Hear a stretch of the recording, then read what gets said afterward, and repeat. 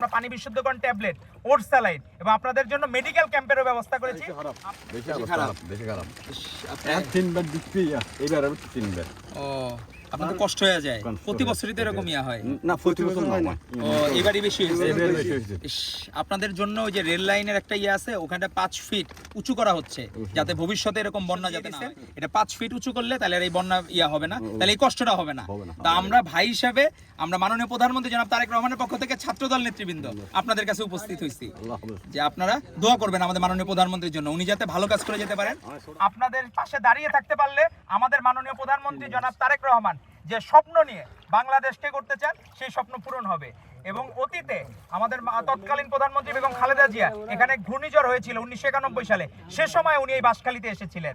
তো আমরা তার পক্ষ হিসেবে প্রতিনিধি হিসাবে মাননীয় প্রধানমন্ত্রীর পক্ষ থেকে বাংলাদেশ জাতীয়তাবাদী ছাত্র নেতৃবৃন্দ আপনাদের মাঝে উপস্থিত হয়েছে।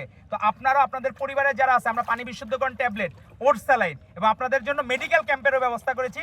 আপনারা এখান থেকে শেষ করে আপনাদের এখানে যে হাই স্কুল আছে সেই হাই স্কুলে আপনারা চলে আসবেন।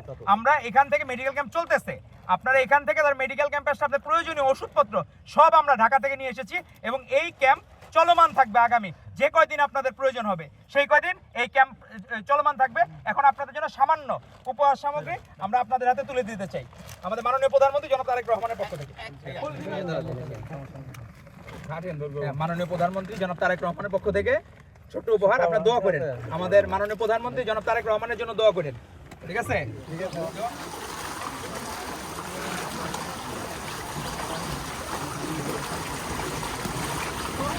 Rafiq.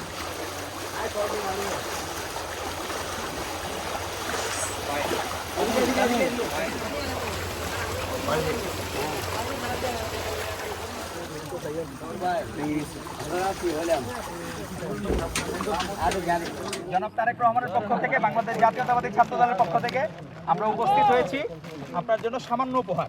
অন্তত 10 দিনের আপনাদের খাবারের ব্যবস্থা হয়ে যাবে। জি, আর বাবুর জন্য একটু স্যালাইন দিয়ে দাও, বাবুর জন্য স্যালাইন দিয়ে দাও, এই স্যালাইন দিয়ে দাও।